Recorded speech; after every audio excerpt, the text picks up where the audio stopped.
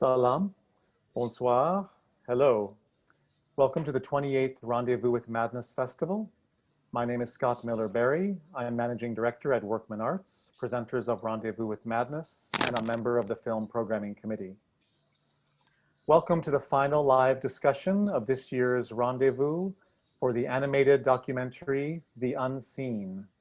We're very grateful to be joined by director Behzad Nalbandi from Iran, where it is 2:30 in the morning.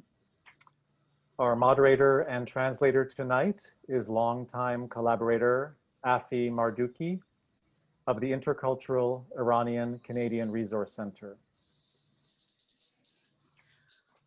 سکات به همه خوش آمد میگه و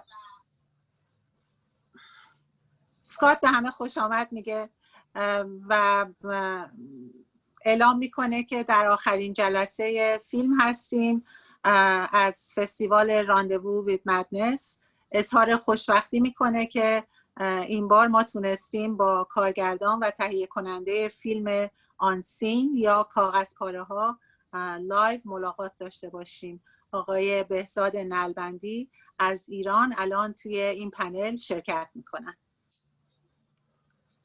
Rendezvous with Madness and Workman Arts would like to acknowledge the indigenous lands on which we are presently located, and we ask you to take a moment to think about where you are currently located. Toronto comes from the Mohawk word Tkaronto, which can be loosely translated as where the trees meet the water. سکات تایید میکنه که ما الان ساکن سرزمین بومیان کانادا هستیم و لغت تورنتو از زبان موهاک گرفته شده به تلفظ توکورانتو و به معنی ملاقات آب و زمین هستش.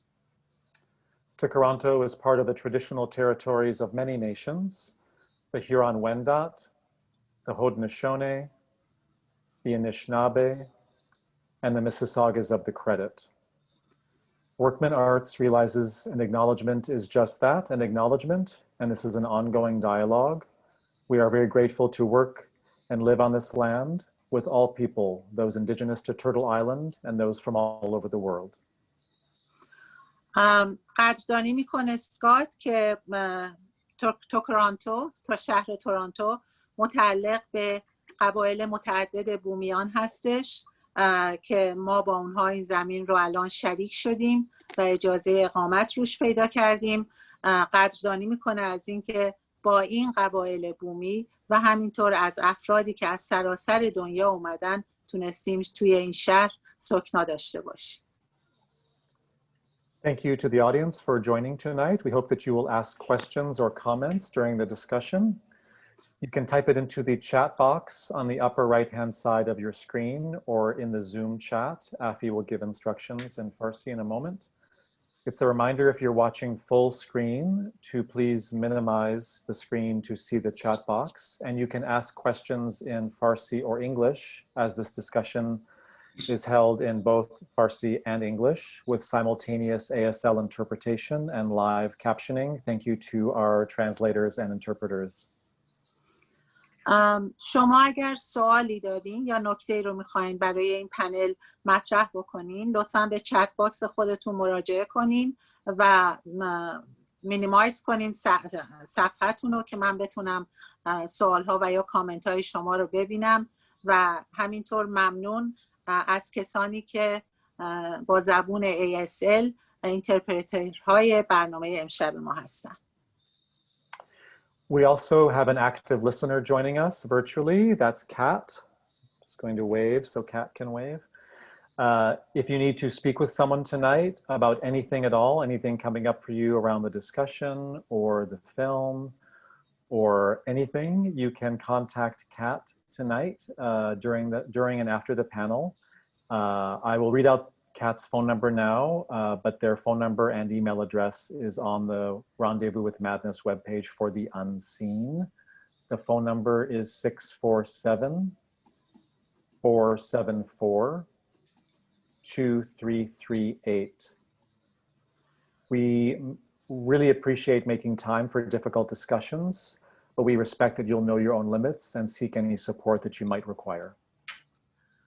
کت شنونده فعال امشب ما هستش که شنونده شما خواهد بود در صورتی که مسئله‌ای برای شما پیش بیاد، مشکلی با تماشای این فیلم بر شما مستولی بشه، چه در طول بحث و چه بعد از بحث. شماره تلفن کت هست 647 474 2338. همینطور این شماره تلفن و ایمیل آدرس کت روی وبسایت ورکمن آرتس و راندوو ویت مدنس هستش.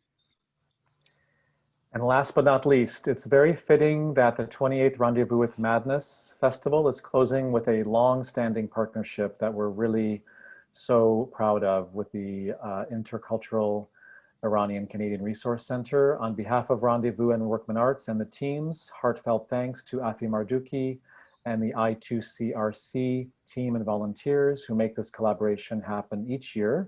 We look forward to continuing our work next year in our new theater. And now I'm honored to pass over the microphone to Afi to introduce the panel. Thank you. Thank you, Scott.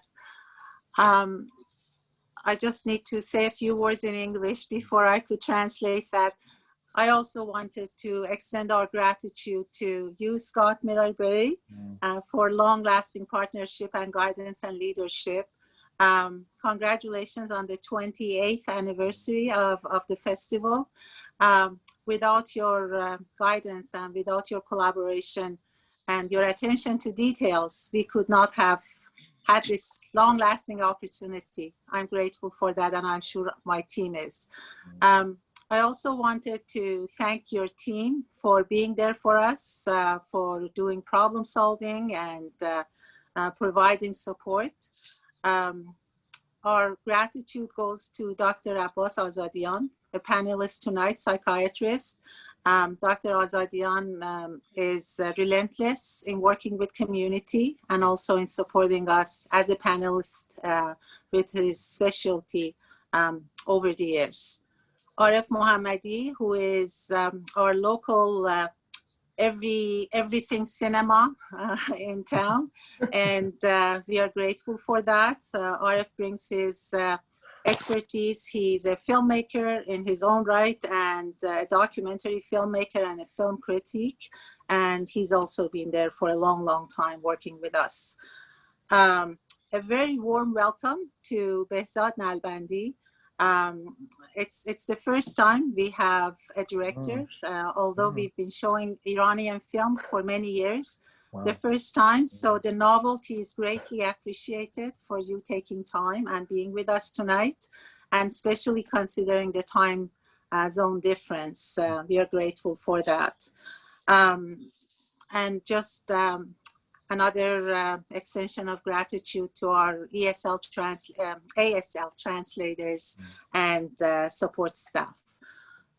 من از همه تشکر میکنم از اسکات به خاطر فرصتی که به ما داده و همکاری که با ما کرده طی سالیان دراز که ما تونستیم در یک فستیوال بسیار سازنده و مؤثر در ارتباط با سلامت روان برای سالیان دراز شرکت بکنیم و بهره برداری بکنیم و مسائل سلامت روان رو در جامعهمون اشاعه بدیم. از دکتر آزادیان تشکر میکنم که خالصانه تخصصشون رو همیشه در اختیار کامیونیتی و در اختیار تقاضاهای ما گذاشتن. از عارف محمدی که راجع به هر مسئله سینمایی به خصوص مسائلی که در ارتباط با نمایش فیلم‌های راندوو هست ما بهش مراجعه می‌کنیم و ایشون بی‌دریغ ما رو هدایت و همراهی می‌کنن. عارف یه مستندساز به نامی هستش و در واقع خودش و تخصصش در اختیار سینمای تورنتو قرار دارن. همینطور یه خوش آمد بسیار گرم تقدیم آقای بهزاد نلبندی میکنم به خاطر اینکه این اولین فرصتی هست که ما تونستیم کارگردان فیلمی رو که نمایش میدیم همراه خودمون داشته باشیم و تحسینشون میکنم که بسیار سرحال به نظر میان این موقع شب خواب رو کنار گذاشتن و توی این برنامه شرکت میکنن. از اینترپرترهای ASL هم که برای ما همزمان ترجمه میکنن بسیار سپاسگزارم. Should we start? Okay, great. So we are going to start with Arif Mohammadi, the critic and filmmaker, animation filmmaker, documentary filmmaker, and our experts on issues of cinema. Arif, I wanted you to please briefly express your take about the film and what lens you use to watch the film. What do you think the director was trying to convey to his audience? And also, maybe you can open up with a question to our film director, Behzad. Okay. Go ahead. Go. به فارسی دیگه خود شما توضیح بدید. من ترجمه میکنم. Okay, thanks, Safi. First in English, hello everyone, and thanks joining us. As you know, this is bilingual discussion, and Afi is going to translate the talk between me and Behzad and with you. I will speak in Farsi and Afi translate in English to save the time. خب من قبل از اینکه بخوام از آقای بهزاد نربندی کارگردان فیلم یک سوالی رو بر واقع مطرح بکنم که بحث رو شروع بکنیم، یک مقدمه کوتاهی دارم که اینو در 2 قسمت میگم که شما افی جان بتونید به راحتی ترجمه بکنید. ببینید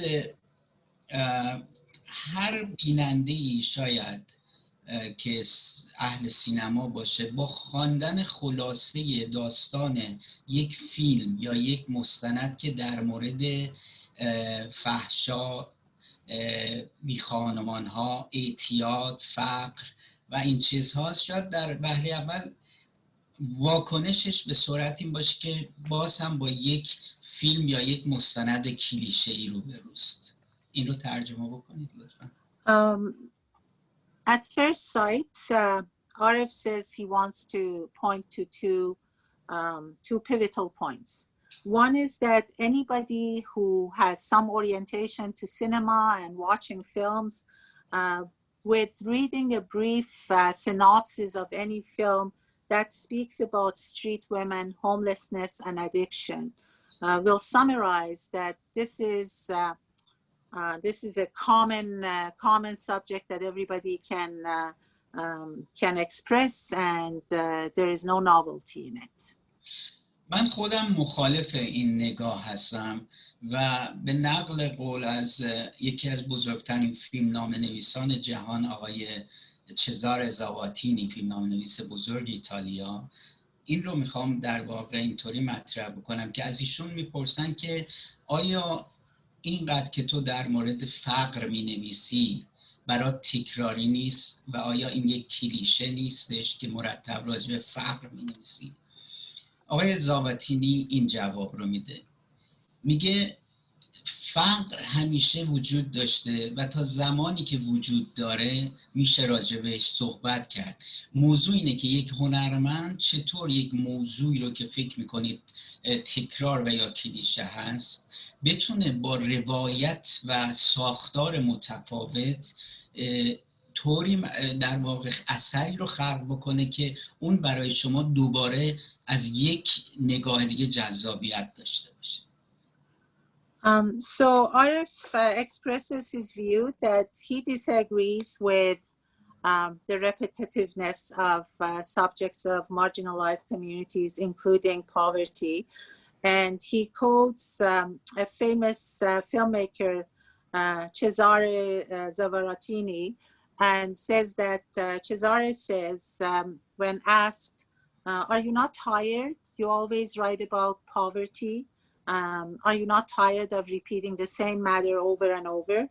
And he responds, although it's repetitive, but the art of a director, the art of a storyteller is to bring the issue from a different angle. So it's always fresh and attractive to audiences. یکی از ویژگی‌های کار بهزاد نعلبندی در فیلم آنسین یا کاغذپاره‌ها همینه که در واقع تونسته یک روایت و ساختار متفاوتی رو برای یک موضوعی که بارها راجبش فیلم ساخته شده، نه تنها در ایران، در سراسر دنیای معضل هست و این در واقع متفاوت میکنه مستند بهزاد نعلبندی رو از دیگر مستندهایی که ما تاکنون در مورد این موضوع در واقع تماشا کردیم و شاهدش بودیم.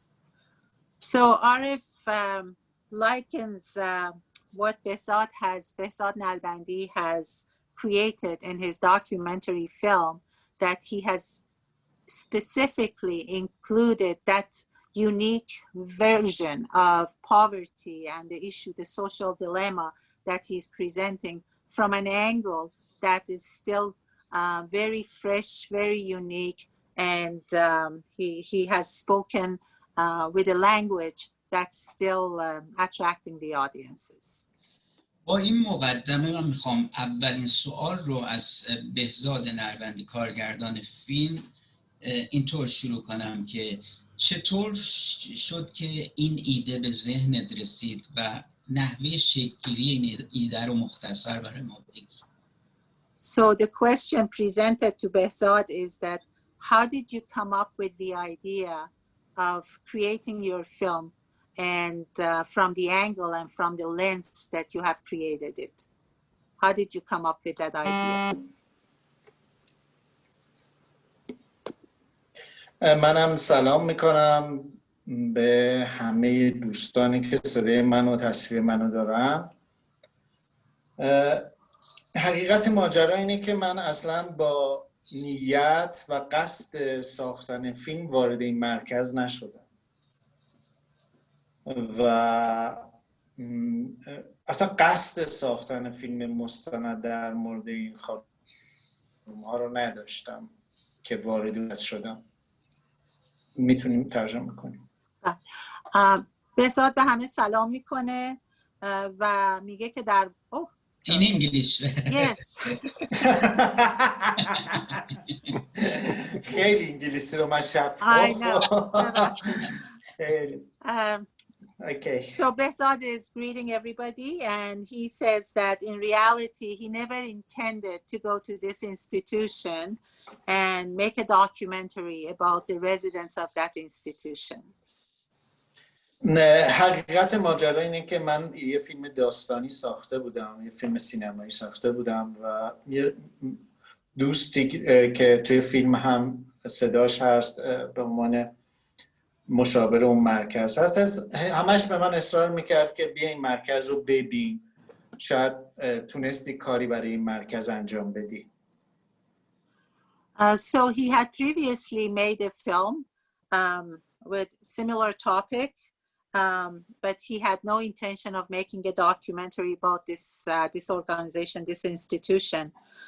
But that organization had a staff member who was known to Behzad, and it was her suggestion to Behzad to go and visit the institution, and maybe by making a film about them, he could have a positive impact on the residents of the institution.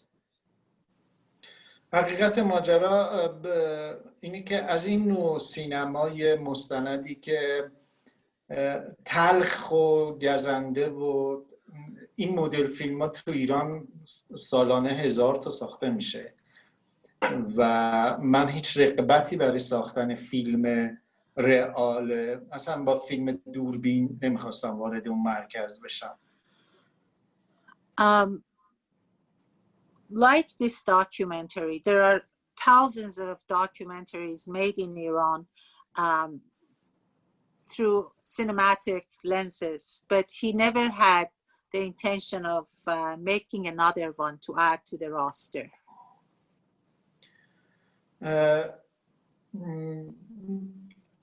برای اینکه سندیتی هم داشته باشه حضورم و یا شاید در آینده برای اینکه از صدای این خانم ها و با اجازه این خانم ها در فیلمنامه بتونم استفاده کنم وارد اون مرکز شدم. هیچ قصدی برای ساختن فیلم نداشتم وقتی وارد شدم. And when he went, yeah, go ahead. Okay. When he eventually entered the institution, when he eventually went there, he just wanted to have some preliminary documentation of the residents' voices, women's voices, to be used for future projects, not to be made into a film or anything.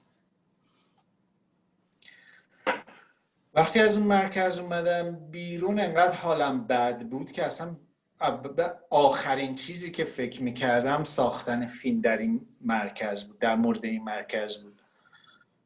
من 3 سال این صداها رو هر کاری میکردم نمیتونستم یعنی یه فیلمی از این صداها بسازم. به همه مدل فیلم فکر کرده بودم، فکر میکردم که خب از این صداها میتونم بازیگر انتخاب کنم، بیارم جلو دوربین قرار بگیرم، وایس اونا باشه، اکت اینا باشه. خلاصه هر کاری میکردم نمیشد.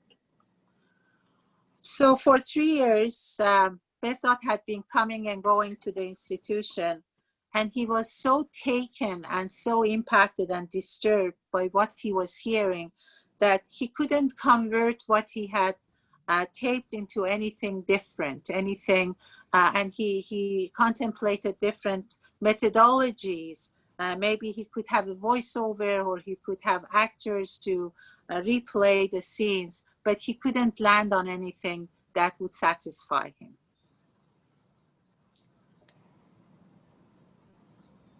Okay. Behzad John.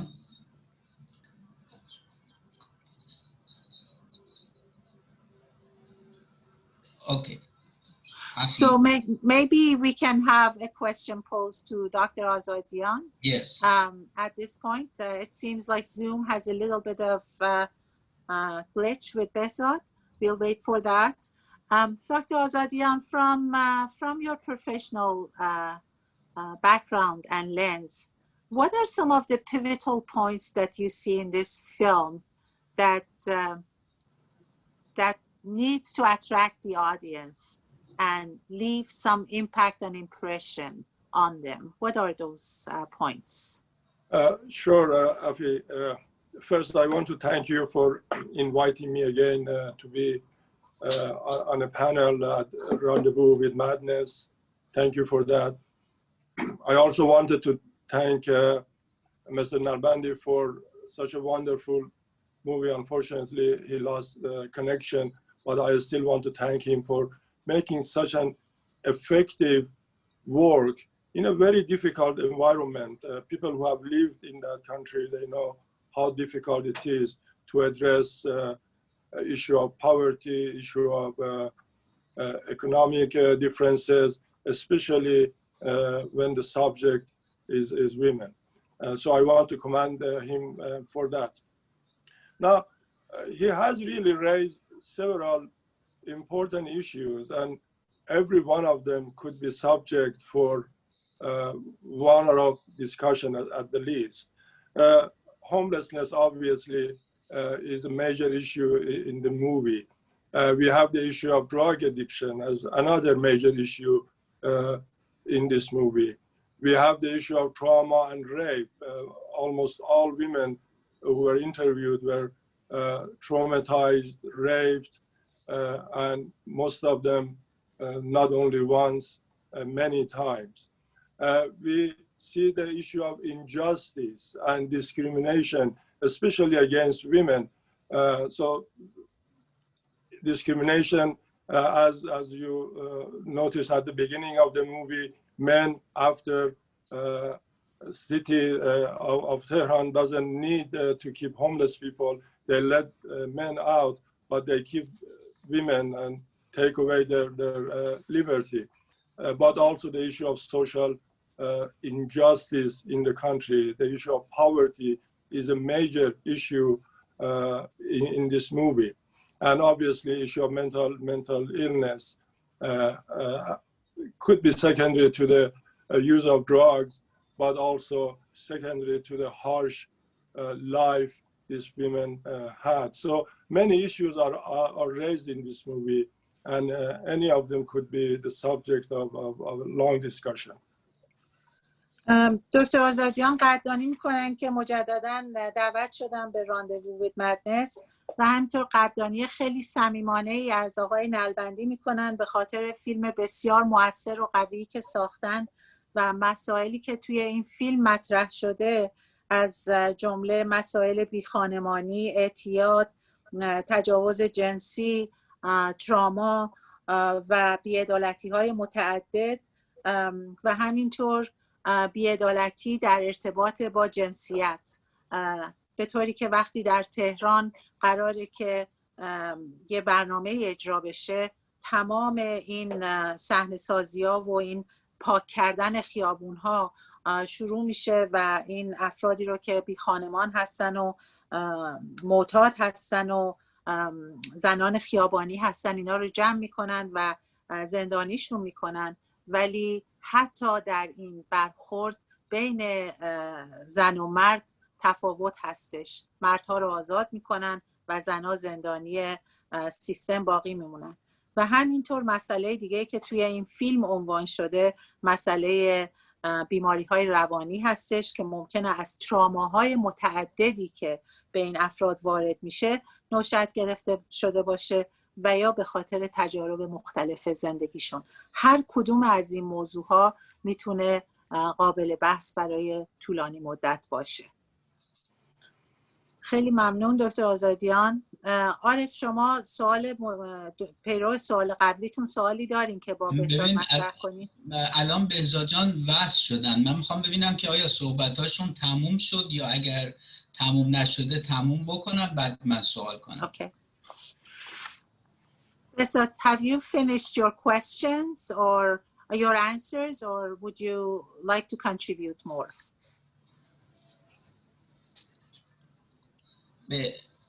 بهزاد جان. صدای منو دارین؟ بله. الان صدای منو دارین؟ بله بله. من قبل از اینکه پاسخم رو ادامه بدم، خیلی از من میپرسن که فیلم ساختن تو ایران چقدر سخته. میخوام بگم که وقتی ارتباط برقرار کردن انقدر سخته، ببین فیلم ساختن چجوریه. تا اونجایی گفتم که من از اون مرکز که اومدم بیرون و 3 سالم با این صداها کار میکنم، حتی یک روزی به این نتیجه رسیده بودم که خب این صداها به کارم نخواهد آمد و پاکشون کنم، ولی گفتم که خب چون حجمش خیلی زیاد نیست نگه دارم، شاید یک روزی به دردم خورد.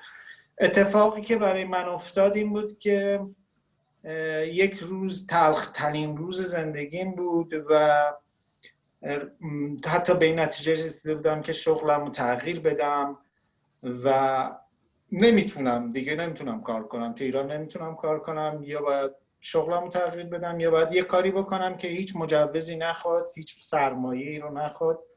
ببخشین خانم مردوخی، من همینجوری رفتم جلو. راحت باشی، دارم یادداشت میکنم. راحت باشی.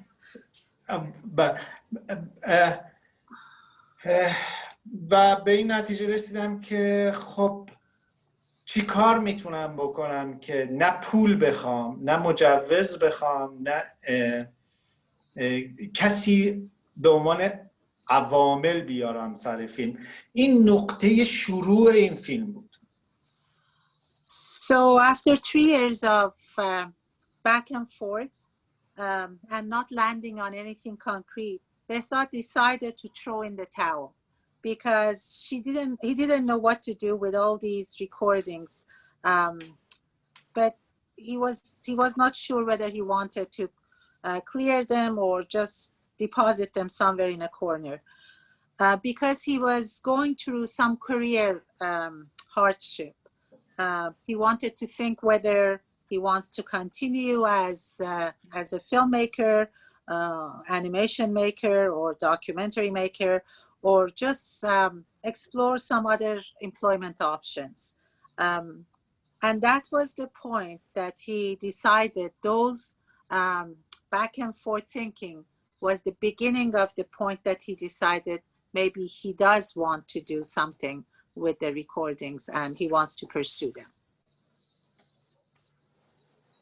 میخوام با این جمله این تیکه از بحث رو تموم کنم. اینطوری نبود که من با یک ایده درخشانی که قراره که یک فیلم انیمیشنی در مورد 5 تا زن بسازم این فیلم رو شروع کرده باشم. ایده از اینجای شکل گرفت که من هیچ چیزی برای فیلم ساختن ندارم. نه پول دارم، نه مجوز دارم، نه سرمایه گذار دارم. و تنها چیزی که دارم خودم و یک سری صدای زجر کشیده‌ای که به من رسیده. So Behzad wants to reiterate that he did not come up with a glorious idea of making a film based on the story of these 5 women. In fact, it was the opposite. He didn't have money. He didn't have a permit to produce, and he had no investors. And that blocked wall was his motive. It was his motivation to tackle the issue and look at it from a different point of view, because the voices of these people were just settled down within him. Okay. عارف جان من در خدمتم. من سوال دوم رو میخوام اینطوری مطرح بکنم که در واقع در مورد یکی از برجستگی ها و ویژگی های کار تو همونجور که قبلا گفتم و اینکه مستند تو در واقع با روش تکنیک استاپ موشن در واقع حالا خیلی انیمیشن رو در مورد فیلم به کار بردن، ولی به هر حال به ویژه تکنیک استاپ موشنی که در فیلم به کار بردی است. ببین شما بخوای اگر یه فیلم مستند رو با یه فیلم داستانی مقایسه کنی، به طبع مخاطب مستند کمتر از فیلم داستانیه. حالا اگه بیایم این مستند رو در مورد یک واقعیت تلخ اجتماعی بخوایم اگر ریل به صورت واقعی باز این رو در واقع کار کنیم تا اینکه انیمیشن یا استاپ موشنش کنیم، باز با استاپ موشن مخاطبت باز کمتر میشه. این یه واقعیت از داستان. حالا من میخوام سوال رو اینطوری مطرح کنم، چطور تو این ریسک رو کردی؟ به هر حال بدون بودجه به قول معروف از جایی بگیری مستقل یک نفره مؤلف، در واقع این ریسک رو چجوری بهش فکر کردی؟ عفی جان اینو ترجمه. So yes, so Arif speaks about stop motion techniques versus animation, and he explains that Behzad has used stop motion, and he argues that that has lesser audience than a regular animation film, and he questions Behzad's intent as how he came up with the decision, knowing that he doesn't have support and a backup to make the film the way he wants to. What was the drive behind his decision to go with all the challenges that he was faced with, small audience, no money, no support, and still go ahead and tackle making this film? در جوابت میتونم بگم عارف جان این تنها راه من بود. من راه دیگه ای نداشتم. یا بعد انتخاب میکردم که دیگه فیلم نسازم، یا اینکه کار دیگه ای نمیتونستم بکنم. من ریسک نکردم، من تنها راه موجود انتخاب کردم. So it was the only available path to Behzad, facing what he was faced with and not having any other alternative. He landed on what was within his authority, what was within his reach, and he went for it. اوکی. من حالا چون به اینجا رسیدیم در ادامه این صحبت که کردیم میخوام این سوال رو مطرح بکنم راجع به طراحی این شخصیت ها. شما اومدی از کارتون های خالی با لباس ها، پارچه اکسسور لوازم صحنه‌ای که در به صورت واقعی وجود داشته، از اینها اومدی استفاده کردی برای اینکه این شخصیت‌هات رو طراحی کنی، بسازی، و این خودش یکی از باز هم نکات خیلی جذاب فیلم هستش. این رو یه مقدار راجبش صحبت بکنیم. افی جان. What was the path you chose to choose to land on the kind of costumes and projections of women and their social apparatus? How did you decide on those kinds of things?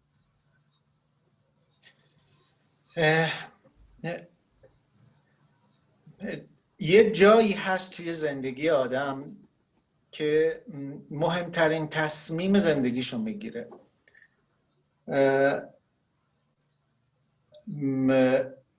جالبه که من اول انتخاب کردم که میخوام یه فیلمی بسازم که انیمیشن باشه و از یه وسایل استفاده کنم که هیچ چیزی نخوام، یعنی اصلا هیچ پولی نخوام که هزینه کنم. یهو یاد این صداها افتادم و گفتم چه جالب، من 3 سال دنبال این میگشتم که این صداها رو تبدیل به فیلم کنم و الان تمام اون چیزی رو که دنبالش بودم پیدا کردم. یعنی استفاده از این که از کاغذ، از مقوا و کارتون استفاده کنم. در ایران ما یه واژه‌ای داریم که به کسانی که بی خانمانن میگیم کارتون خواب، و این کاغذها و این کارتون ها هویت اینها شد و من تونستم با استفاده از این کارتون ها شخصیتاشو بسازم. So in a nutshell, Behzad says that it was something readily available for him, and in Iran it's so visible to see that the poor people use cardboards to make shelter for themselves. So getting some inspiration, for a lack of a better word, looking at that gave him the motivation and inspiration to use that as their clothing and their shelter and everything else that he's used in the film. Okay. So, من yes. تمامی یه لحظه. من تمامی پارچه هایی که توی فیلم استفاده شده به غیر از 2 تا تیکه از پارچه های مستعملی که توی خونه خودمون یا خونه کسی دیگه بوده. بیشتر لباس عروسکا از دستمال و جورابایی که استفاده شده، به غیر از 2 تا روسری که برای چند تا از صحنه‌ها استفاده کردم که اونم از تو مترو خریدم، همه پارچه ها استفاده شده و مستعمل و دور ریختنی هستند. So the material that were used for the clothing of the women, they were all used fabrics from things that were around the house, except 2 scarves that he bought from Subway vendors. But everything else that are mostly socks and clothing that were secondhand or used, they were something that he's found around the house. Okay. So if you let me present one of the questions that's come from our audience, I will read the question and then I will translate it for Behzad. And maybe this will be a question both for Behzad and Dr. Azadian. The question is that the social status of these women is obviously poverty-stricken and they're marginalized women. Would you agree that these women are mostly from villages and smaller towns or from large cosmopolitan cities like Tehran? So first I will pose that question to Behzad and then Dr. Azadian. سوالی که از شنونده ها اومده اینه که با توجه به ماهیت زندگی این زنان میبینیم که همشون از طبقات محروم هستن. آیا فرضیه درستیه که تصور کنیم زنای فقیر بیشتر از شهرهای کوچیک از مناطق روستایی میان تا شهرهای بزرگ و شهری مثل تهران؟ من صاحب نظر در این مورد نیستم، ولی اونجا به غیر از این 5 نفر تعداد زنان بیشتری بودن. نمیتونم دقیق و به عنوان یه فکت اعلام کنم که اکثرانشون از طبقه فرودست جامعه یا از شهرهای کوچیک بودن، ولی تصورم بر اینه که بله تعداد زنان بیشتری از طبقه فرودست. اون منطقه که من رفتم. بله. That's a safe assumption.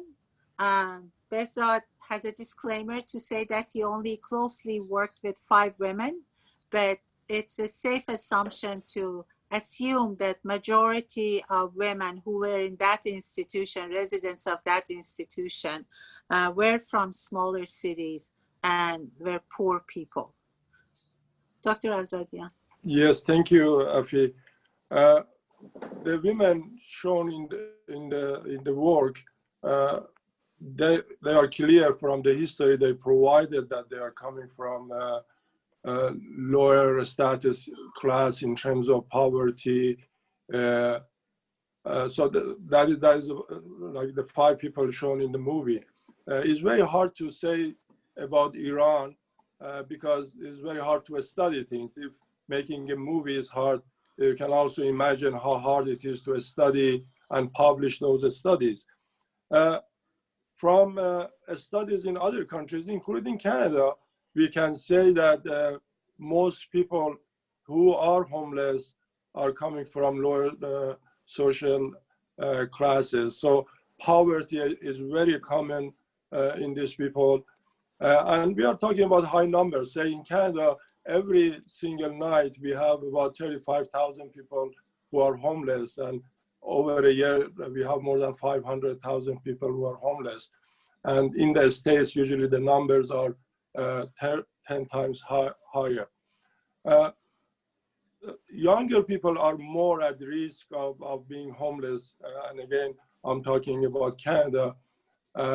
And also we have LGBTQ community. They have even a higher risk of being homeless. The risk for them having a mental illness and having drug addiction and being homeless is 70%. So we are talking about a universal issue all over the world. Obviously, the numbers are much higher in Iran. I saw a report, 2018, it was published in Radio Farda.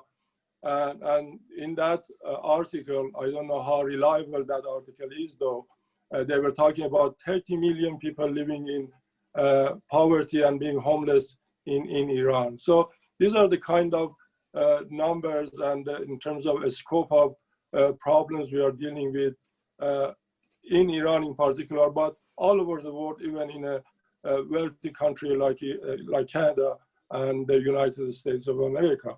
And it talks about social system and lack of support for these people. We saw in this movie that all women that Mr. Nalbani talked to, they lacked social support. Their family didn't want to support them either.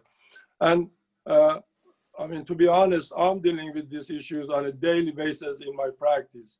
I can, even without going to my files, remember cases of drug addiction, being raped, sexually abused, even getting into sex trade by some of my clients, and most of them younger patients of mine. So these are issues that I also deal with on a daily basis, unfortunately. The good thing is we have a little bit more support here. At least the healthcare system is available to these patients. They can call me and they don't have to worry about paying me in terms of my fees because we have a universal healthcare system. So is a universal issue. Yeah, sorry, Afi, I forgot you are translating. So دکتر آزادیان میگن که این مسئله جهانی هستش، با وجود اینکه در ایران میتونیم این فکت رو هم، این مسئله رو هم بهش اضافه بکنیم که تحقیق و داشتن آمار دقیق چندان کار ممکنی نیست و نمیشه کاملا به این آمار و تحقیقات اعتماد کرد. ولی در کشورهای ثروتمند و در غرب هم این مشکلات وجود داره، به خصوص در ارتباط با طبقاتی که و گروه‌هایی که در حاشیه جامعه هستن و ایشون مثال LGBTQ رو میارن که در کانادا اینها 70% شکنندگیشون نسبت به سایر افراد جامعه بیشتر و بالاتر هستش و درصد بیماری روانی بینشون رایج‌تر هستش. به طوری که بعضی آمارها اشاره میکنه در ایران 30 میلیون جمعیت هستن که با فقر دست به گریبون هستن و به عناوین مختلف من جمله با بیخانمانی روبرو میشن. کسانی که در حاشیه هستن و مورد اینجور ناگواری‌های اجتماعی هستن معمولاً از حمایت‌های اجتماعی که شامل حال خانواده‌شون هم میشه بهره بر نیستن. در مورد این زنانی که اینجا نشون داده شدن توی این فیلم کاملا معلومه که نه تنها اینا از طرف خانوادهشون حمایت نشدن، بلکه مورد ضرب و شتم و تجاوز جنسی قرار گرفتن و خیلی از این زنها به خصوص در جوانی، هم زنایی که تو فیلم هستن هم زنایی که در جوامع دیگه زندگی میکنن، وارد از روی ناچاری و فقر وارد حرفه‌هایی مثل تنفروشی میشن و بقیه تراماهای اجتماعی و روانی هم شامل حالشون میشه. خیلی ممنون. شما سوال دیگه یا نظر دیگه خودتون دارین مطرح کنین؟ بله، سوال بعدیم رو میخوام در مورد استفاده از نور و رنگ در این مستند بگم و دوست دارم که آقای دکتر آزادیان هم اگر نظری داره در این مورد، شاید در واقع بخواد از لحاظ تأثیر همین نور و رنگ هم شاید بخواد نظری بده. خیلی خوشحال میشم اگر دکتر آزادیان هم نظری داره بگن. بهزاد جان، شما در واقع با استفاده از یک تونالیته تلفیق در واقع نارنجی و قهوه‌ای، این حس در واقع مسحور بودن، در حصار بودن، در بند بودن این شخصیت ها رو خیلی خوب تونستی به من تماشاگر در واقع القا بکنی. من میخواستم یه مقدار راجع به استفاده از این نور و رنگ و این در واقع تکنیکی که تو این به کار بردی یه مقدار برامون بگی. So the question from Arif to both Dr. Azadian and Behzad is about the color and light. Behzad in his film has predominantly used orange and brown to project the suffering and the ambiance and the aura of what he wants to show in the film. And he very successfully transmits that to his audience. Is that intentional? بعد اضافه کنم که این خیلی همخوانی داره با کارتون‌های قهوه‌ای رنگی که در طول فیلم در واقع به عنوان کارتون خواب‌ها ازش استفاده شده. این رو هم اضافه کنم. And that correlates with the cardboard, colors of the cardboards that have been used as a symbolic shelter or actual shelter for the women who have been projected in the film. به نکته خیلی پنهانی اشاره کردی، چون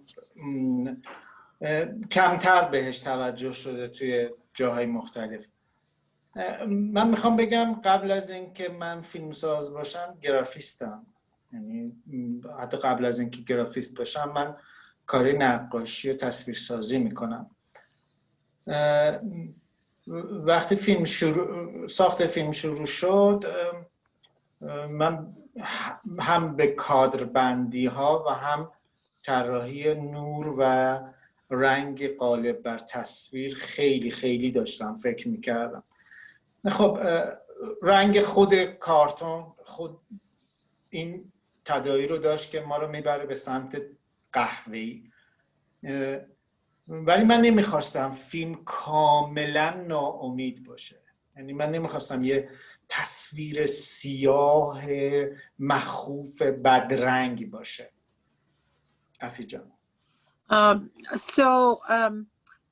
Behzad says that professionally he's a graphic artist and he works with colors and paints and painting and drawing, so he has those elements in mind all the time. But also what he wanted to project for people who live in cardboards and shelter in cardboards, the brown color is also very dominantly there, but by no means he wanted to bring this as a dark scene and a dark, hopeless element into what he's creating. من رنگ نارنجی غالب و یا یه جایی حتی به قرمز میزنه یه تداعی برای من داشت. غروب و طلوع برای من نارنجیه. یعنی من میتونستم وقتی دارم به غروب نگاه میکنم امید طلوع دوباره رم زنده نگه دارم. تو این فیلم من تلاش میکردم هر جایی از فیلم یه عنصری برای امید بذارم. مثلا تو جایی که دارم با دخترها و خانمها مصاحبه میکنم گوشه کادر من آتیش گذاشتم، رنگی برای امید، رنگی برای فردا، رنگی برای گرما گذاشتم. اکثر جاها من پنجره میذارم. توی فیلم پنجره هست، یعنی یک نوری از بیرون داره به درون میتابه. من امید فردا و خورشید رو گذاشتم. نمیخواستم فضا رو انقدر دارک و انقدر سیاه کنم که بگم اینجا دیگه پایان دنیاست. درسته اونجا برای خیلی چیزها پایان بود، ولی من میخواستم امید هم توی فیلم باشه. So a few pivotal points is that by using orange, for example, especially when it was leaning towards red, Behzad wanted to project elements of hope, and he sees that's reflected in sunrise and sunset with having those shades of oranges and reds. And also in various sceneries, he's used fire in a corner or in a background, again, to show warmth and hope or symbolically represent hope there. And he's also put a lot of windows in different sceneries, again, to say that the doors are open towards the outside world. The doors are open to hope. So although the film is not a happy, go-lucky film, but he doesn't want to put a period at the end of the sentence. He doesn't want to say this is a finished, dark, done world that the women are living in. Dr. Azadian. Yes, thank you, Afi. There are a few things that I want to emphasize. One, the issue of use of cardboard. And we know that the issue of cardboard is not only related to these women in the movie or the homeless women alone. Cardboard really implies the issue of homelessness among men and women in Iran, especially in Tehran. So I think there is a symbolic view or even a direct sort of view or emphasis on the issue of homelessness in general, while the movie is focusing on women issues. That is one. Now, Behzad said something about using second-hand clothes and used clothes. And that may be also a symbolic, whether he was aware of it or not, symbolic issue, because these women we see in the movie unfortunately, against their will, they have been all used, abused. And so there is another reference there. In terms of use of color, brown is the color of loneliness, is the color of sadness and isolation. And we get that sense in the movie. However, when I watch this movie, at the end of it, there is that hope. I still there is something positive. Maybe because at the end of the movie, all the women in that shelter were singing a song, and that was a happy song. Maybe that. But in general, I have a positive sense, and I know why now, because now listening to Behzad and knowing him through his responses to questions, I see that he is a positive person. He is a person who looks at these issues with hope and aspiration and for change. And I think that reflects in his movie, and that is the sense I get, dear Afi. دکتر آزادیان میگن که این نشون دادن کاربرد، ببخشید میخواستین ادامه بدین؟ نه sorry. نشون دادن کاردبردها و زندگی کارتون ها، زندگی تو کارتون ها، اینا همه سمبل های مختلفه و به خصوص رنگ قهوه‌ای که یه رنگ تنهایی و انزوا رو نشون میده و رنگ غمگینی رو. حتی بعضی سمبول‌های دیگه مثل استفاده از لباس‌های دست دوم و دست چندم باز میتونه ذهن آدم رو ببره به طرف این زنهایی که احترام به بدنشون گذاشته نشده، ابیوز شدن، مورد ظلم و جور و ستم قرار گرفتن بارها و بارها، دوباره و دوباره. ولی در عین حال که این مشاهدات رو کردن در فیلم، در عین حال یه روزنه هایی از امید و نشاط هم توی فیلم دیدن. مثلا جاهایی که زنها در آخر فیلم به خصوص داشتن با همدیگه همخوانی میکردن، آواز میخوندن، و یا حتی امشب که آشنا شدن با نظرات بهزاد و آقای نلبندی توضیح دادن که نمیخواستن که درها رو بسته نشون بدن و نمیخواستن که درها رو به روی امید ببندن. در نتیجه این مسئله تایید میکنه اون برداشت رو که دکتر آزادیان از فیلم داشتن. I just wanted to present two questions that have come from our audience. یه لحظه من میخوام جمله پایانیمو برای این مبحث بذارم. اولین چیزی که میتونستم انتخاب کنم این بود که فیلمو سیاه‌سفید کنم، یعنی این فضا رو کاملا سیاه‌سفید کنم. یکی هم میخوام در مورد یه سکانسی که هیچ وقت در موردش صحبت نکردم اینجا صحبت کنم.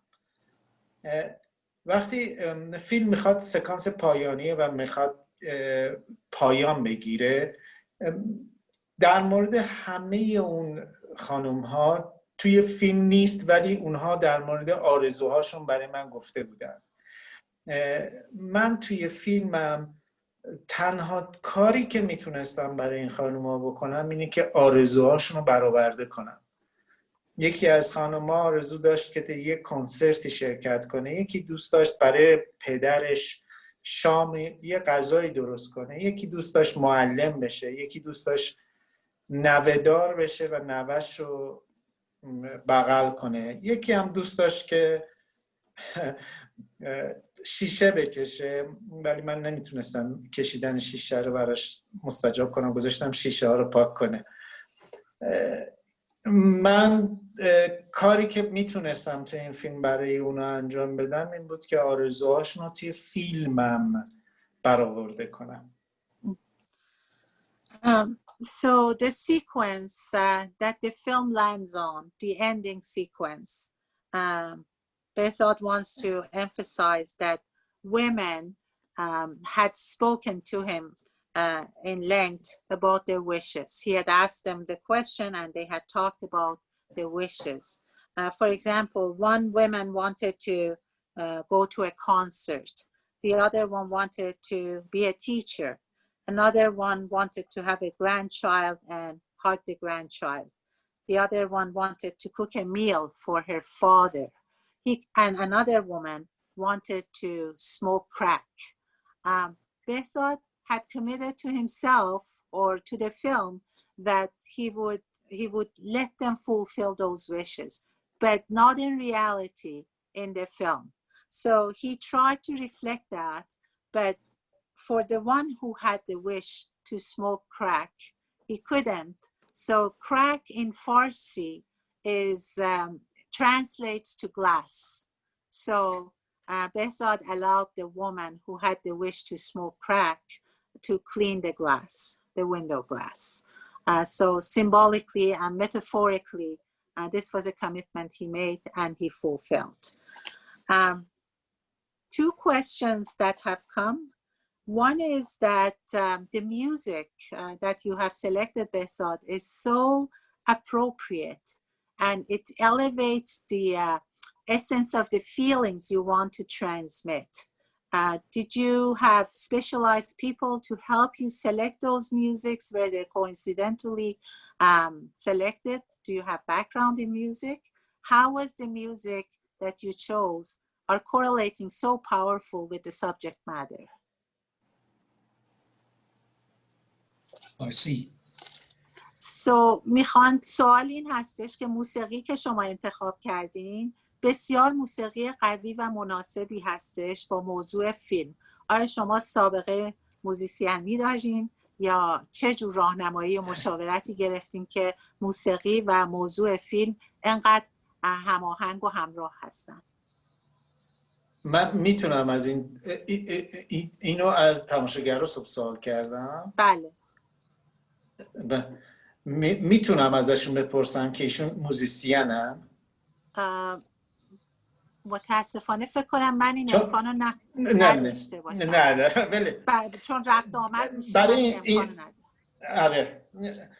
این سوال برای من خیلی خیلی جالبه، چون اولین باره که کسی از من در مورد موسیقی فیلم داره سوال میکنه. همه سوال کردم ولی در مورد موسیقی فیلم این سوال یکی از بخشایی که خیلی خیلی خیلی زیاد وقت باره گرفت موسیقی فیلم بود.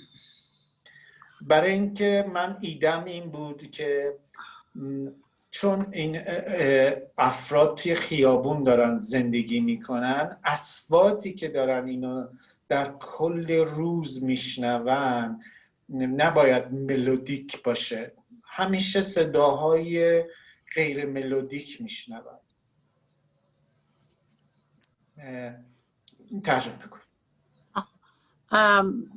This is a very interesting question. I've never been asked this question, and Behzad wanted to know the person who is asking the question whether they have background in music, because it's a very technical and very concise question. So it was one of the most difficult part of correlating the music to go along with the theme of the film, and he tried different venues and different aspects to bring them together. به خاطر همین خیلی تلاش میکردیم با آهنگساز بسیار بسیار خوشفکرم آقای عطا ابتکار و به این نتیجه میرسیدیم که خب این تیکه فیلم خوبه، این تیکه فیلم دوباره هی کار میکردیم و به این نتیجه رسیدیم که این ورژنی که الان توی فیلم هست بهترین موسیقیه که میتونیم روی فیلممون سوار کنیم. So it was trial and error with his music director Ata Ebtekar. They tried many different versions of the music. What landed to accompany the scenes of the film was the best that they could come up with, and they decided to go with that. And I want to ask one more question that has come from the audience, Behzad, and that is, do you have background in psychiatry? And if not, how did you land on questions so concisely to motivate women to respond to you so eloquently? فارسی. سوال این هست بهزاد که شما خودتون سابقه روانکاوی یا روانشناسی دارین و اگر نه با سوالها چطور کنار اومدین؟ چطور اون سوالها رو به ذهن خودتون رسوندین که بتونین مطرح کنین و اون زنها رو علاقه‌مند کنین که با اون دقت به اون سوالها جواب بدن؟ برای من خیلی جالبه. من خب مستندسازم، یعنی سابقه مستندسازی دارم و خواه نخواه وقتی که مستندساز میشی به نحوه سوال کردنت با فرق میکنه، یعنی میدونی که قراره که چه اتفاقی بیفته. من خوششانس بودم که دوربین همراه هم نبود. اگر دوربین همراه هم بود، حضور دوربین یک لایه ایجاد میکرد که با افرادی که داشتم باشون صحبت میکردم اون صداقت لازم رو نداشته باشم. Behzad was happy not to have a camera with him because the very fact of having a camera would be a detour or a distraction to the subject matters, to the women, not to pay attention to the essence of what was being exchanged. So that was a lucky element that he was just taping them, recording them. Can I add something? Because sure. I was going also to ask Behzad about the same. And my perspective was that sometimes it takes us maybe 6 months for our patients to trust us, to trust me, and tell me about their drug abuse, tell me about their sexual abuse, their homelessness. However, Behzad had only a few hours in that setting, and he was able to get all that information. That is just amazing that he was able to do that. در جواب قبلی بهزاد من اینم مطرح کنم که ایشون گفتن که در سوال کردن یه داکیومنتری ساز، یه مستندساز مهارت داره. عذر میخوام، من اونو کج و کله نوشته بودم، اونم میگم. So Behzad as a documentary filmmaker has the skills of asking questions that would get him closer to the subject that he's intending to get to. So that's the skill of a documentary maker. Now the question from Dr. Azadian in Farsi. دکتر آزادیان میپرسن که چطور شما توی زمان کوتاهی که داشتین بهزاد که 3 ساعت 2 ساعت هر چقدری که اونجا میگذروندین، چطور تونستین به عمق این همه مسئله، اعتیاد، ابیوز، تراما، تمام این مسائلی که تونستین مبادله داشته باشین، تبادل فکر داشته باشین با این زنها، چطور به اینا دست یافتین؟ 2 تا نکته هست. یکی حضور اون مددکاری که دوست منه، اونا بسیار بهش اعتماد داشتن و منو به عنوان شوهر خواهرش معرفی کرده بود و گفته بود که با منه، یعنی یه حریمی رو ایجاد کرده بود که اونا هم خیلی راحت بودن. من این فرصت رو داشتم و شاید اینم بود که جنس مخالف رو داشتن میدیدن. صدای منو دارین؟ بله بله. اونها هم شاید بی تاثیر نبود که ماها بود، هیچ فردی از بیرون نیامده بود. نمیدونم، شاید اینم بی تاثیر نبود. So he had an aide who was the social worker at the center, and the social worker had introduced Behzad as her brother-in-law. So that created an aura of trust between him and the women, so they could more comfortably disclose. یه سوال هم باز دوباره از آدینس هستش به شما بهزاد، و اون اینه که اگر شما این فیلم رو در ایران نشون دادین و این فیلم آزادانه نشون داده شده، چطور مردم تونستن واکنش واقعی و قلبی خودشون رو به فیلم نشون بدن و آیا دادن یا ندادن؟ So the question is to Behzad that if you have shown this film in Iran to Iranian audience, how did your audience react to the film with all those restrictions that exist in the country? بله، تو ایران توی 2 تا جشنواره این فیلم تو ایران هم نمایش داده شده. So in 2 festivals the film has been shown in Iran. اولین فستیوالی که این فیلم مثلا به نمایش در اومد جشنواره بین‌المللی فجر بود. ما اونجا اولین بار فیلم نمایش دادیم. The first one was Fajr Festival in Iran. That is an international festival.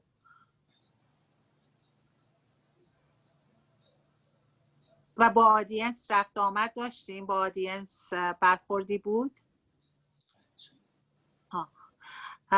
So Behzad is disconnected temporarily. Dr. Azadian and Arif, do you have anything to contribute to our broader audience? Maybe Behzad would not be able to hear you. Yeah, but my question is from Behzad, but if it's but not... he may not be able to hear you. I can say something while we are waiting for Behzad. There are different ways of looking at the issue of homelessness. Yes. One view is looking at individual factors. So in this view, people get homeless because they have mental illness, because they abuse drugs, because they have personality disorders. And if we could somehow manage these individual factors, we can deal with homelessness and get rid of homelessness, which, you know, has not happened. And this view of the problem doesn't have enough power really to deal with the issue. I don't know, Behzad is not here. Do you want to translate or? Sure. He's trying to come back, but I will translate this. Okay. So this is Dr. Azadian میگن که 2 جور میشه به مسئله بیخانمانی نگاه کرد. یکیش این هستش که به عنوان شخصی، به عنوان فردی به مسئله بیخانمانی نگاه کرد و تصور بر این باشه که اون شخص بیماری روانی داره یا اعتیاد داره، از اعتیاد رنج میبره، تراما داره یا مسائل خارجی دیگه. اگر به این صورت برخورد بشه به مسئله بیخانمانی، جواب جهان شمولی براش پیدا نمیشه. The second view is that homelessness is a multifactorial issue. There is interaction between all the different aspects. So as we saw in this movie, there is the issue of poverty, there is the issue of discrimination, there is the issue of unemployment, and also social inequalities. And then to deal with these issues, government has to take a very prominent role and solve the problem. So the second جور دیگه‌ای که میشه به مسئله بیخانمانی نگاه کرد، دایمنشن‌های مختلف داره، ابعاد مختلف داره، از جمله اینکه فقر رو باید در نظر گرفت، اجحاف رو باید در نظر گرفت، بیکاری رو باید در نظر گرفت و سایر عوامل دیگه رو که منجر به بیخانمانی میشه که اونجا وظایف دولت‌ها هستش، وظایف سازمان‌های جهان شمولتر هستش که این معضل رو بهش برخورد بکنن و براش راهیابی بکنن. And then there is the third group that actually goes a little bit deeper and emphasizes the social injustice, social inequalities. class struggle and has a deeper view of these things, that with the current sort of systems that we have in the world, we won't be able to solve the issue of homelessness, and we need really a much deeper changes in the society. گروه سوم که نظر دارن راجع به مسئله بیخانمانی، عمیق‌تر به موضوع نگاه میکنن و میگن که بی‌عدالتی‌های اجتماعی با عمقی که در شرایط فعلی در جهان دارن، راهی برای راه حل پیدا کردن برای بیخانمانی باقی نمیذارن. در واقع برای حل بیخانمانی یا راه حل پیدا کردن برای بیخانمانی، دنیا باید داینامیک اجرایی خودش رو تغییر بده تا این حق مسلم افراد باشه که دسترسی به خانه و آشیانه داشته باشن. And just I add the last word that I have, and that is that it is everybody's role. We all have to involve, no matter what we do and what our jobs are, what our professionals are. This is an issue we all have to be involved in. I'm a psychiatrist, but I cannot just sit down in my office and treat individuals. I have a social responsibility, and I have to be present to provide some weight, my weight, to that issue, and eventually, hopefully, at one point, solving these issues. So, to wrap it up, is دکتر آزادیان میگن برای جنبندی صحبتاشون که مسئولیت برخورد با این مسائل، به خصوص مسئله بیخانمانی، یه وظیفه اجتماعی برای کل افراد جامعه هستش که هر کسی در محدوده‌ای که هستش بتونه فعال باشه، فعالیت اجتماعی بکنه، مسئولیت اجتماعیش رو به مرحله اجرا در بیاره و به اون صورتی که براش ممکنه دادخواهی بکنه برای افرادی که بیخانمان هستن. One question that has come again to Behzad is that من اون پاسخم تموم نشده بود، پاسخ قبلی. ببخشید من قطع میشم، دوباره میرم بعد. نگران نباش. آره باش. ببینید حقیقت ماجرا اینه که تماشاگرها فوق‌العاده با فیلم برخورد کردن تو ایران و این جای بسیار بسیار خوشحالی برای من بود که تماشاگران خیلی خوبی همراه شدن با فیلم و خوشبختانه هیچ مشکلی هم تا الان پیش نیامده از طرف بعضی‌ها. So Behzad is just wrapping up his answer to the previous question that came from the audience, that how did the viewers in Iran responded or corresponded to the film. And he says that he had phenomenal audience. The interaction was very positive, and thankfully it didn't create any havoc or unfortunate incidents.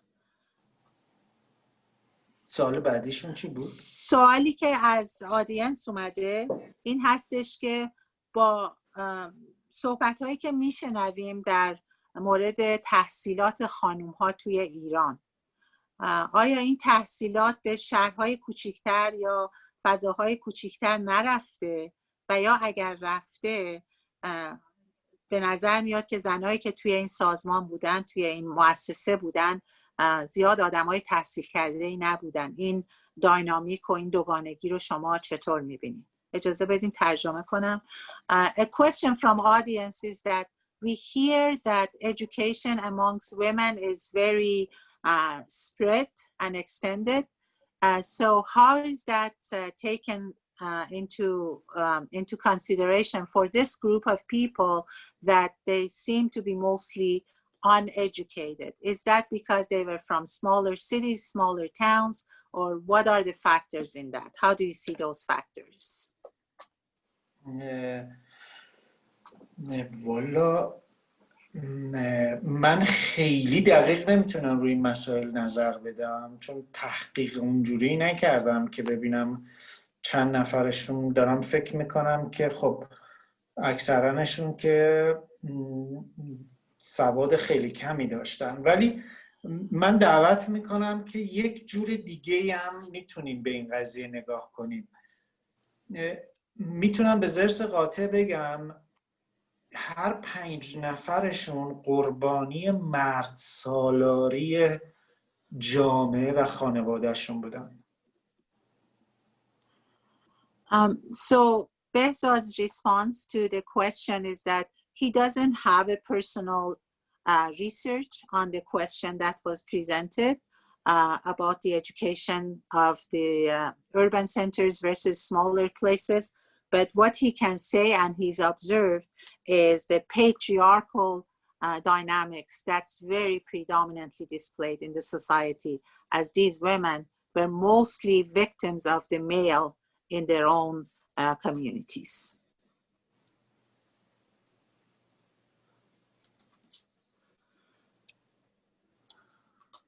سوال بعدی اگر سوال بعدی هم من با اجازهتون بپرسم که یک مجسمه کارتونی پشت شما ظاهراً هست. پشتتون رو نگاه کنید. پوستر فیلمم. پوستر فیلمتون. پوستر فیلمم. اوکی. بذاریم بالا.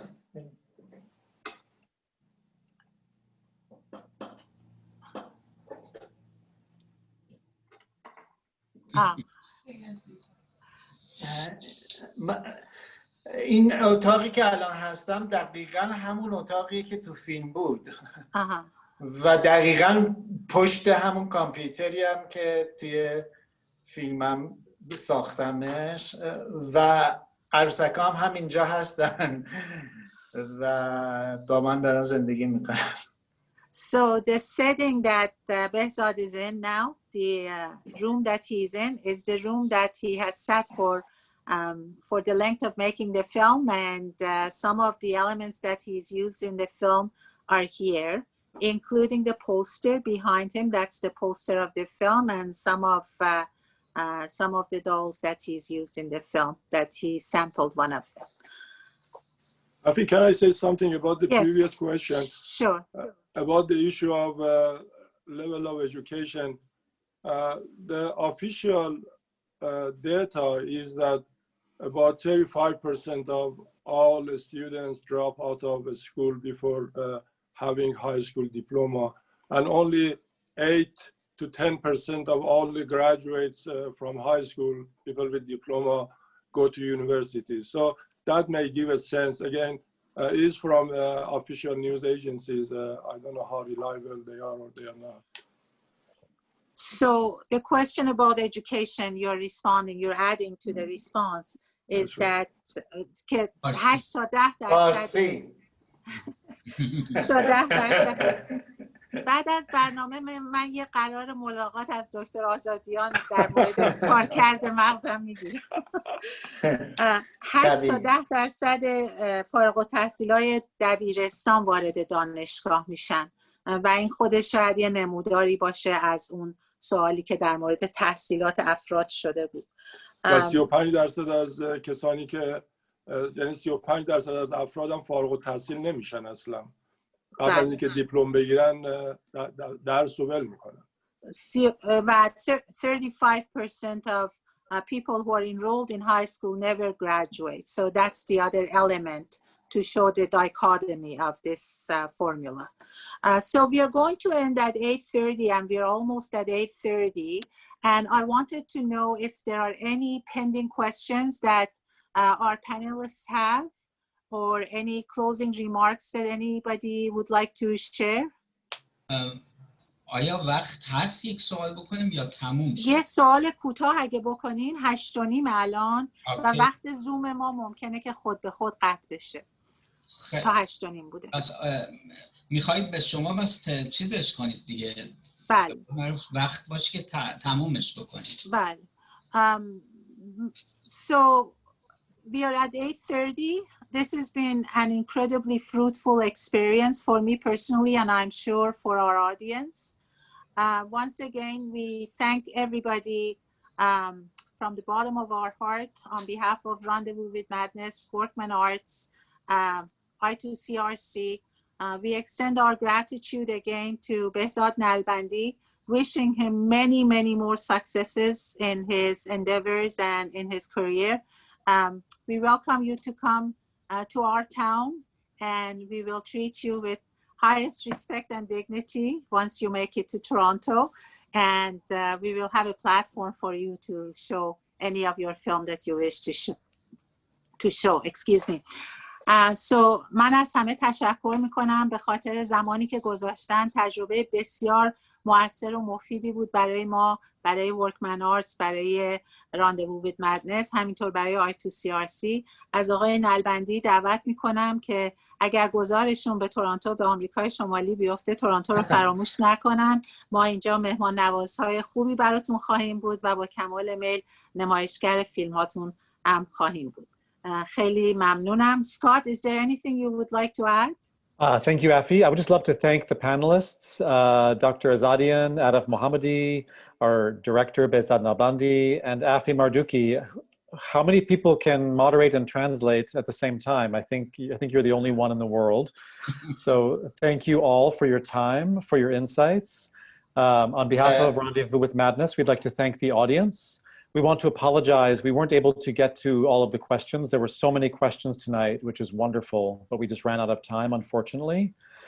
I want to thank our ASL interpreters, our live closed captioner, and our supportive listener. It's a reminder that Kat is still available tonight if you'd like to reach out.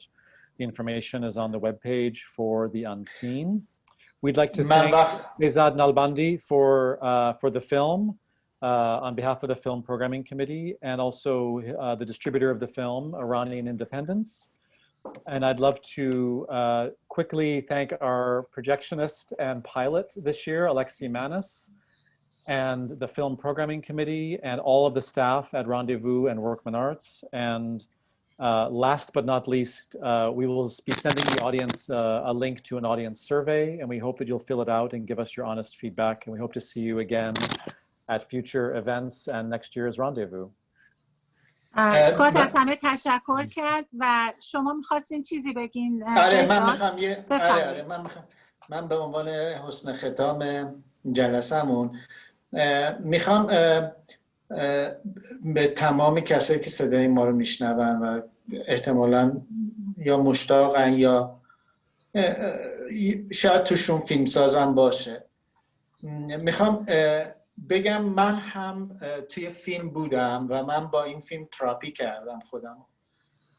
من توی فیلم هست که میگم که از این زنها میترسیدم و خوشبختم که بعد از فیلم متوجه شدم که اینا آدم هستن و اون ترس من بیهوده بوده. ولی میخوام یه چیز دیگه هم به این اضافه کنم که توی فیلم اصلا نبوده.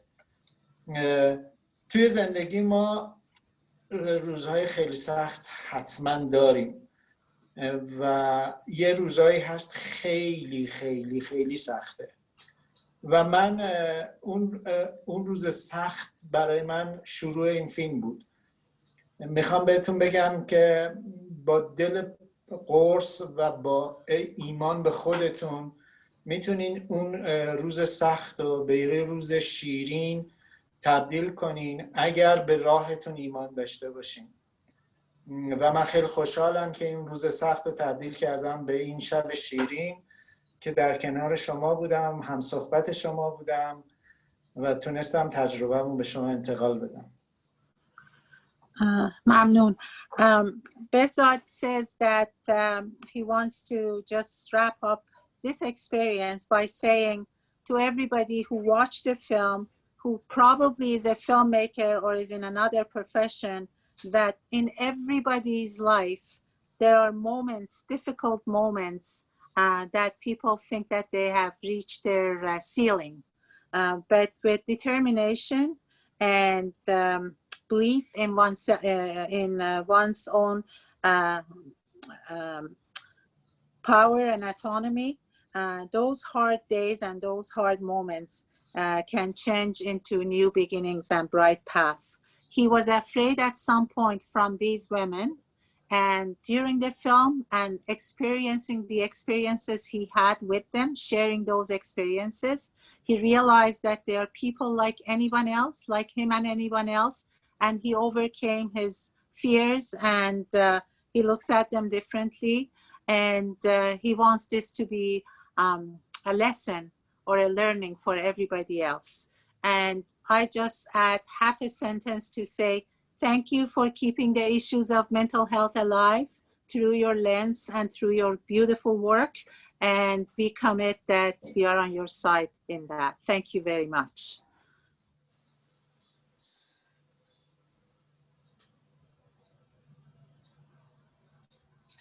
Thank you, everyone. Have a good evening and a good morning.